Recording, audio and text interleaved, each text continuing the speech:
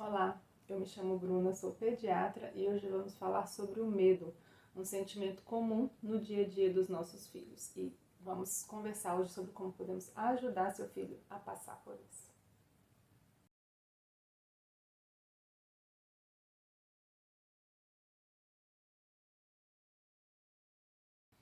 Gente, o medo é um sentimento muito associado à ansiedade.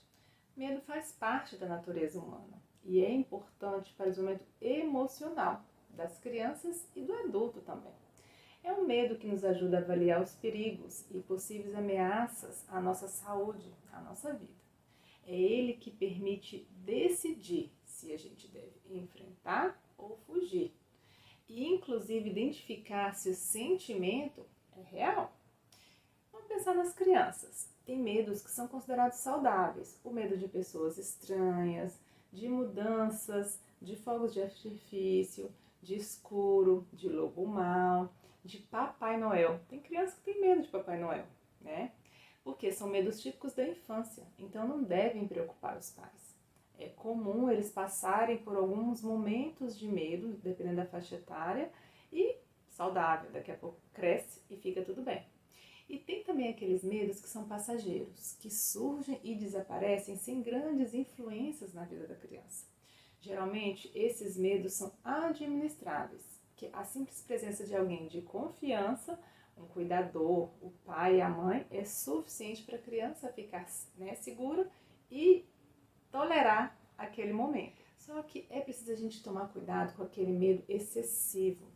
Porque, gente, quando a criança tem muito medo, além do normal, patológico, esse sentimento pode atrapalhar a criança nos relacionamentos, na forma de lidar com o mundo, no dia a dia. Pode perder oportunidades por causa de um medo.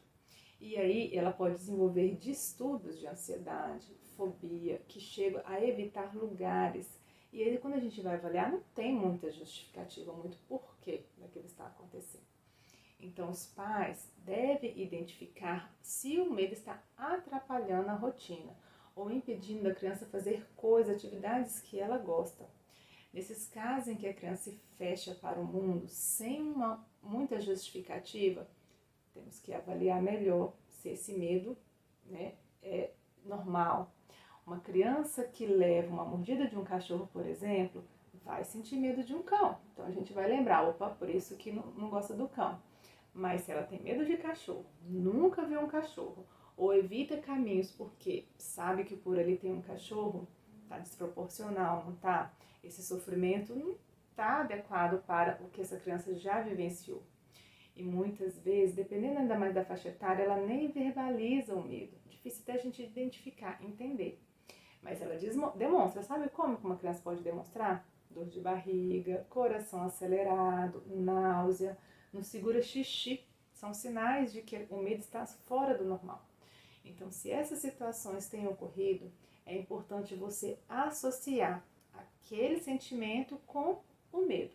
Então, pode ser o sinalzinho de que quando a criança estiver perto daquilo, vai ter esses sinais. Então, se você notar alguma coisa diferente no seu filho, um medo além do normal, procure ajuda psicológica. Converse com o pediatra, veja se isso mesmo, é isso mesmo que você está pensando. Vamos ajudar a reduzir o sofrimento do seu filho.